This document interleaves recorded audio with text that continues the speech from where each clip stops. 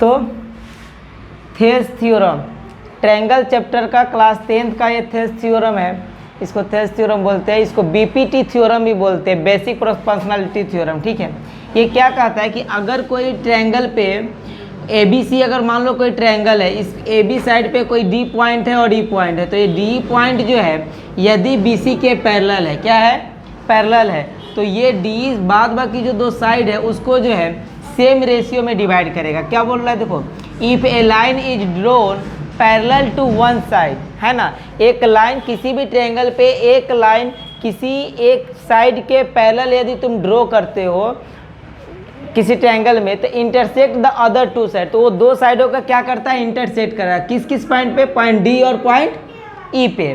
तो इंटरसेक्ट करने के बाद बोला कि distinct point other two sides divided into the same ratio, तो अदर दो साइड बच गए, ए बी और ए सी, एक तो एक साइड का तो पैरेलल हुआ, तो अदर बाद बाकी दो साइडों के वो डिवाइड करेगा, तो इस ये जो रेशियो होगा, ये रेशियो जो है दोनों साइडों के सेम होंगे। तो हम क्या किए, जो एक फिगर बना लिए ट्रायंगल का, ए बी सी एक ट्रायंगल है ना, ए बी पे एक पॉइंट लिए डी और ए सी पे एक पॉइंट लिए ई, और इसको बी सी के पैरेलल ड्रॉ कर दिए, है ना। तो अब मुझे प्रूव क्या करना है, जितनी बात है, फिर पॉइंट डी से इस ए सी लाइन पर एक परपेंडिकुलर गिरा है और फिर पॉइंट ई से ए बी पे एक परपेंडिकुलर लाइन गिरा है। ठीक है, तो गिवन दैट में हम क्या बोले कि A B C is a triangle in which a line parallel to side B C, A B C एक ट्रायंगल है और एक लाइन है इस ट्रायंगल में जो बी सी के पैरेलल है और intersect two side A B, और वो लाइन जो है दो साइड को इंटरसेक्ट कर रहा है, काट रहा है, किस किस साइड को, ए बी और ए सी को, इस ए बी और ए सी को इंटरसेक्ट कर रहा है, किस पॉइंट पे, at point D and E respectively. समझ में आया, ए बी साइड को जो इंटरसेक्ट कर रहा है वो पॉइंट डी है और ए सी साइड को जो इंटरसेक्ट कर रहा है वो पॉइंट ई है, और ये बात लिख दिए कि D parallel to B C है, ये जो लाइन है इसके पैरेलल है। इतनी बात हमको गिवन है, तो हमको प्रूव क्या करना है, प्रूव करना है कि ये जो इंटरसेक्टिंग लाइन हुआ ए डी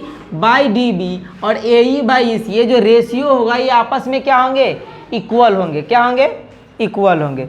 इसमें कुछ कंस्ट्रक्शन किए, तो हम कंस्ट्रक्शन क्या किए कि पॉइंट डी से ए सी लाइन पर एक परपेंडिकुलर लाइन ड्रॉ किए, है ना, परपेंडिकुलर गिरा, तो यहाँ पर लिख दिया draw a line D M perpendicular on A C and E N, E से एक पॉइंट लिए एन तक एक लाइन ड्रॉ किए, है ना, परपेंडिकुलर डाले किस पे, ए बी पे। इतना बात हो गया, एंड पॉइंट बी को ई से ज्वाइन करा दिया और पॉइंट सी को पॉइंट डी से। समझ में आया, तो ये लिखा join the line from point B to E and C to D. अब क्या करेंगे, इस चीज़ को प्रूव करेंगे, तो इस चीज़ को प्रूव करने के लिए हम क्या करते हैं, इस पूरे को रफ करता हूँ ताकि ये स्पेस आए, तो प्रूफ। अब क्या करेंगे, हमको चाहिए क्या, टू प्रूव्ड में देखो क्या चाहिए मुझे चाहिए A D by D B और ए ई बाई ई सी। अब ध्यान से देखो, ए डी हमको कहाँ मिलेगा, ए डी हमको ए डी ई ट्रायंगल में मिलेगा, ए डी जो साइड है ये ए साइड इसी ट्रायंगल में मिलेंगे, तो हम क्या लिखेंगे, इन ट्रायंगल ए डी ई, किस ट्रायंगल में, ए डी ई में, ए डी ई में हम परपेंडिकुलर लेंगे ई एन साइड को, किस साइड को, ई एन साइड को, in triangle A D E N perpendicular on A D. देखो ई एन परपेंडिकुलर है ए बी के, है ना, तो ई एन जब ए बी पर परपेंडिकुलर है तो ई एन जो है ए डी पर भी परपेंडिकुलर होगा, है कि नहीं। तो अब क्या लिखेंगे, area of triangle A D ई क्या होगा, हाफ इंटू बेस। बेस क्या होगा, बेस क्या होता है, बेस किसी भी ट्रायंगल का वो साइड होता है जिस पे परपेंडिकुलर गिरता है, परपेंडिकुलर डाला जाता है। तो इस ए डी ई ट्रायंगल में ई एन परपेंडिकुलर लिया हूँ, तो ई एन जो परपेंडिकुलर है वो किस पे पड़ रहा है, ए डी पे। समझ में आ रहा है, तो A D into perpendicular side E N, half into base into height होता है ना।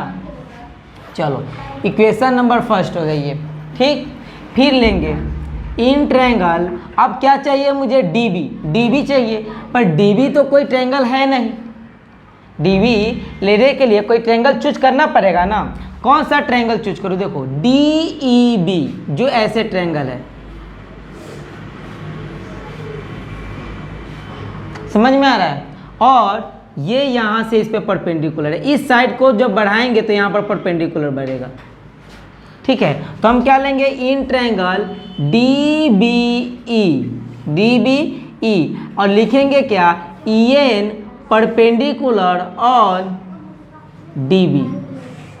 जब AB पे है तो DB पर ही होगा, ये पूरी लाइन पे ये जो है परपेंडिकुलर पड़ेंगे। ठीक है, तो अब क्या लिखेंगे, एरिया ऑफ ट्रायंगल, क्या चीज़, DBE क्या होगा, हाफ इंटू बेस, बेस क्या होंगे, जिसमें परपेंडिकुलर पड़ रहा है, परपेंडिकुलर तो यही ना है, DBE पर सॉरी EN परपेंडिकुलर है और ये किस पे पड़ रहा है, ये DB साइड को बढ़ाने पे बढ़ रहा है। समझ में आ रहा है।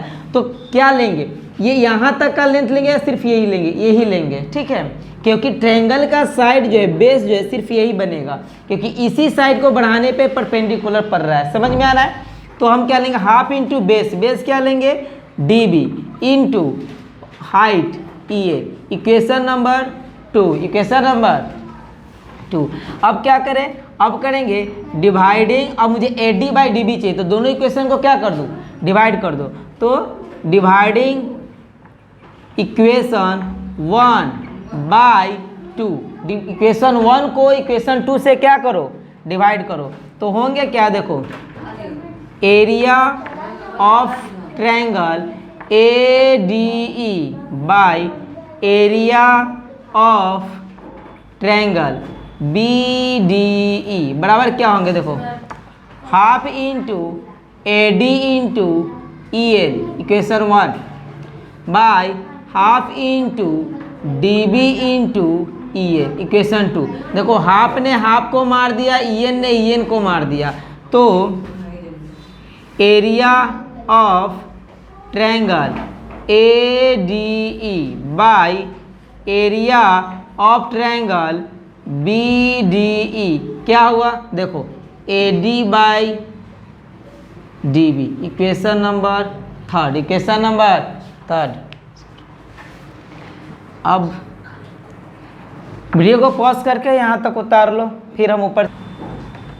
तो ये इक्वेशन नंबर हमारा 3 है। ठीक है, इसको याद रखना। अब मुझे क्या चाहिए, LHS तो आ गया, AD बाई DB आ गया, अब AE बाई EC चाहिए, तो AE कहाँ मिलेगा, फिर AE इस ट्रायंगल में मिलेंगे, किस में, ADE में। तो हम क्या लेंगे, फिर अगेन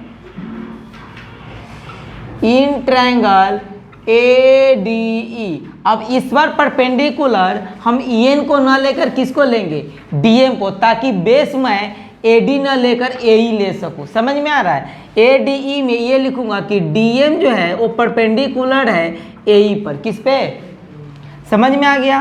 अब लिखेंगे area of triangle ADE, half into base into height, तो हाफ हुआ, बेस क्या होगा, बेस जिस पे परपेंडिकुलर पड़ रहा है, परपेंडिकुलर AE पे पड़ रहा है तो AE, और परपेंडिकुलर क्या है, DM, ये साइड।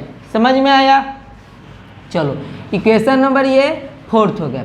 अब फिर क्या लेंगे, फिर लेंगे इन ट्रायंगल, अब देखो मुझे AE तो आ गया, अब क्या चाहिए, EC, तो EC किस में आएगा, EC ये हुआ ना, तो ट्रायंगल लो EDC, क्या लो, ऐसे बने हुए देखो, है ना, जिस पे ये ऐसे, सॉरी, जिस पे ये ऐसे M पॉइंट जो है, D से M पॉइंट, इसको बढ़ाने पर क्या पड़ा हुआ है, परपेंडिकुलर है। समझ में आया। तो इन ट्रायंगल DEC में क्या होगा, हाफ इंटू बेस क्या होंगे, देखो DM परपेंडिकुलर जो ये साइड है वो EC का बढ़ा हुआ पार्ट है, EC साइड को बढ़ाने पर, आगे एक्सटेंड करने पर ये पॉइंट इस साइड पे क्या पड़ेगा, परपेंडिकुलर। तो बेस तो यही हुआ, क्योंकि EC के बढ़ाने पर तो परपेंडिकुलर आ रहा है, तो बेस क्या होंगे EC इंटू हाइट क्या होंगे DM। समझ में आ रहा है। ये इक्वेशन नंबर 5 हुए, क्या हो गए 5। अब क्या करो, फिर करो AE बाई EC चाहिए, तो दोनों इक्वेशन को क्या कर दे, डिवाइड। तो फिर लिखेंगे डिवाइडिंग इक्वेशन 4 बाय 5, इक्वेशन 4 को 5 से डिवाइड करो, तो क्या होगा, area of triangle ADE by area of triangle DEC क्या होगा, half into AE into DM ये RHS बाय ये half into EC into DM, half ने हाफ को मार दिया, DM ने DM को मार दिया, तो क्या आया ध्यान से देखो, area of triangle ADE by area of triangle DEC क्या हो गए, AE by EC। Equation number 6, equation number 6। अब ध्यान से देखो, ये इक्वेशन नंबर 3 है ना, और ये इक्वेशन नंबर 6 है।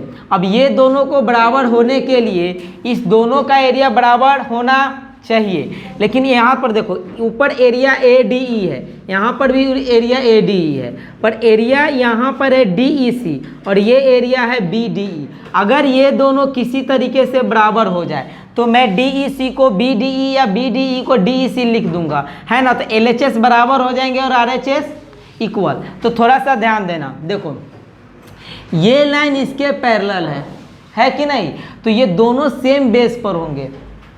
कैसे, देखो ये पैरेलल है तो एक कॉरस्पॉन्डिंग साइड्स होंगे, ये एंगल इसके इक्वल और ये एंगल इसके इक्वल होंगे, फिर ये एंगल इसके इक्वल और ये एंगल इसके इक्वल, तो ये दोनों जो है कॉन्ग्रुएंस ट्रायंगल है। क्या है, कॉन्ग्रुएंस ट्रायंगल है। अब वर्टिकल अपोजिट एंगल से ये इसके इक्वल हो जाएंगे, समझ में आया, तो ये दोनों कॉन्ग्रुएंस ट्रायंगल होंगे, मतलब सेम बेस और सेम पैरेलल लाइन के बीच में ये दोनों ट्रायंगल है। ठीक है, तो एक थोड़ा सा इरेज करते हैं, इस दोनों इक्वेशन को याद रखना, मैं ऊपर इरेज कर रहा हूँ।